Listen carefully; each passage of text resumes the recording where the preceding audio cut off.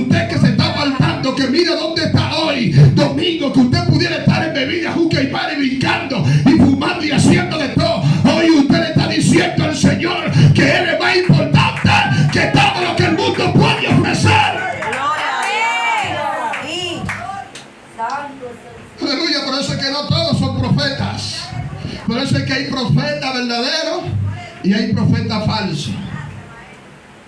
El profeta falso, aleluya, le va a profetizar a la gente que todo está bien. Le va a decir a la gente, Dios está contigo.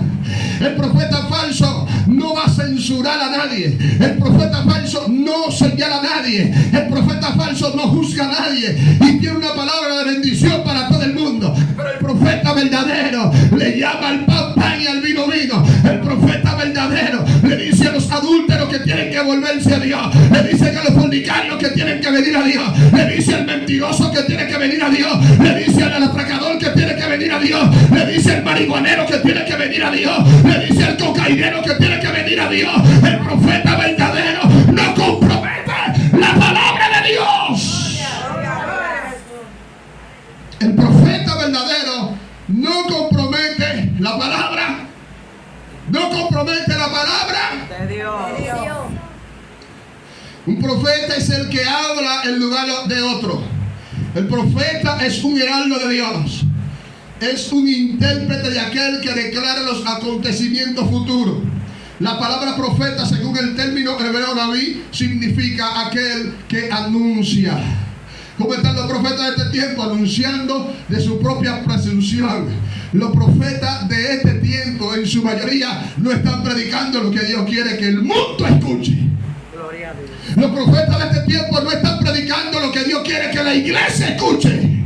Los profetas de este tiempo, los que no son verdaderos, le están dando a la iglesia lo que la iglesia quiere escuchar. Le están diciendo al mundo lo que el mundo quiere escuchar. Pero lo que Dios dice, no lo están diciendo. Porque es muy fuerte lo que Dios dice. Es muy fuerte lo que Dios dice. Cuando Dios viene diciendo al arrogante, tiene que dejar la arrogancia, tiene que dejar la prepotencia, tiene que detener la lengua, tiene que detener el chisme, tiene que detener la contienda, tiene que detener la disensión, tiene que detener todo lo que a Dios no le agrada. Aleluya. La gente quiere prosperidad.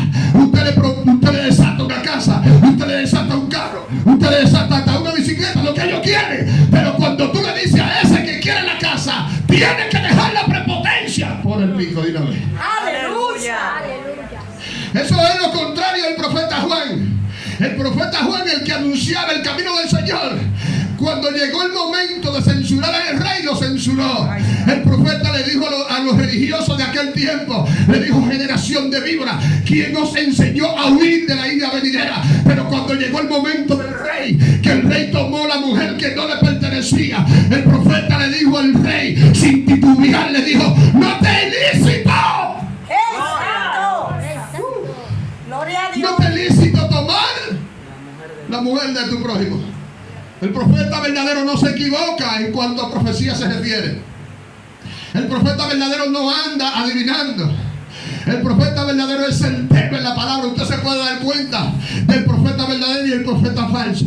Los profetas falsos andan preguntando. El profeta verdadero no tiene necesidad de preguntar. Gloria al Señor, porque hay una diferencia entre el verdadero y el falso. El falso pregunta: ¿tú eres cristiana? El verdadero dice: no te pregunta si eres cristiana o eres cristiano. El profeta verdadero, cuando habla inspirado por Dios. El profeta verdadero, cuando habla impulsado por el Espíritu de Dios.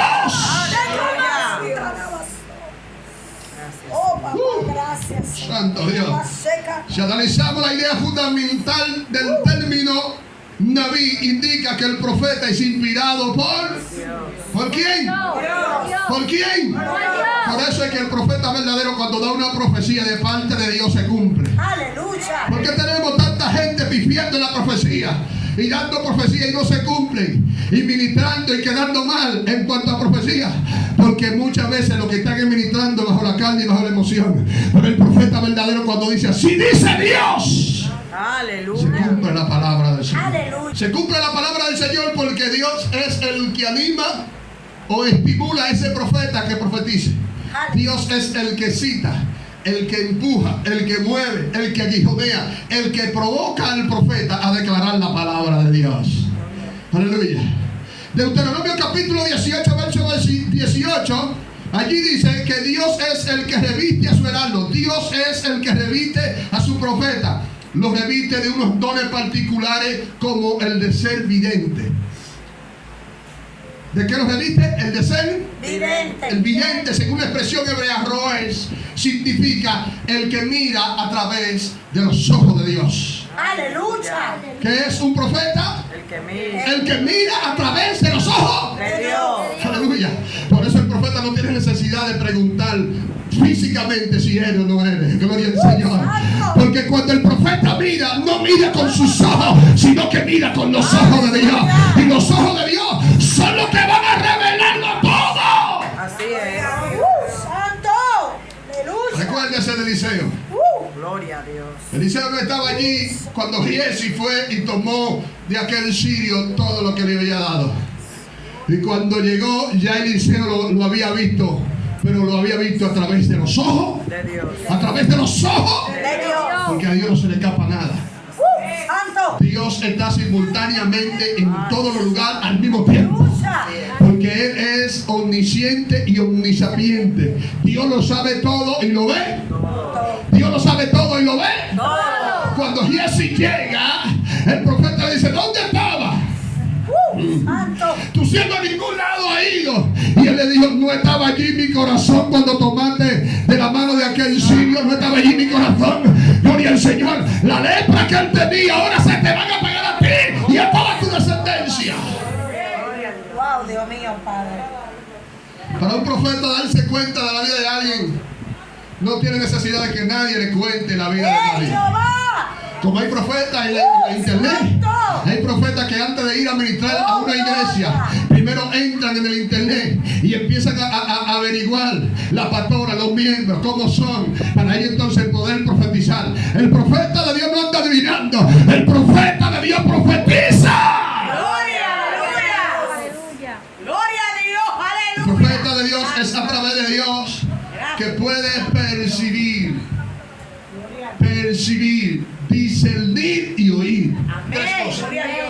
Percibir, discernir y ¡Oír! esas tres cosas tienen que manifestarse en la vida del profeta.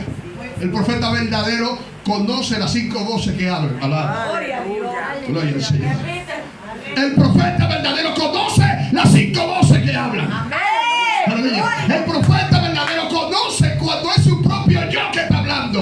Conoce cuando es el diablo, pero conoce cuando es Dios. Alaba a Dios sin poder esta hora. Porque Dios no traspasa su palabra. ¡Gloria a Dios! Lo que Dios te dice hoy te lo dice mañana. ¡Amén! Aleluya.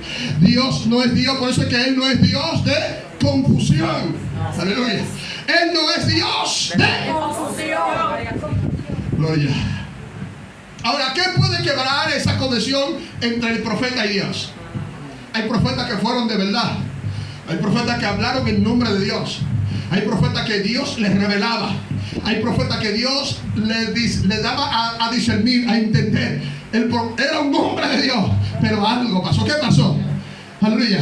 ¿Qué pasó? Que se quebró esa conexión entre ese profeta y Dios. El pecado. El pecado quebró la conexión entre Dios y Adán. Gloria a Dios. Quebró la conexión entre Dios y Adán. Adán, oiga eso. Cuando Dios se manifestaba, él no sentía miedo ni sentía temor. Pero después que pecó y Dios se manifiesta, ¿qué pasó? Dice que sintió miedo y al escuchar la voz de Dios se escondió. Gloria a Dios. Saúl era de Dios hasta que pecó. Y cuando pecó se quebró la conexión entre Saúl y Dios. Saúl profetizaba y era un hombre de Dios. Pero el pecado, él se sublevó y quebró la palabra de Dios. Y al quebrar la palabra de Dios, quiebra automáticamente la conexión con Dios. el profeta viejo. Tenía una conexión con Dios, pero el pecado quebró esa conexión.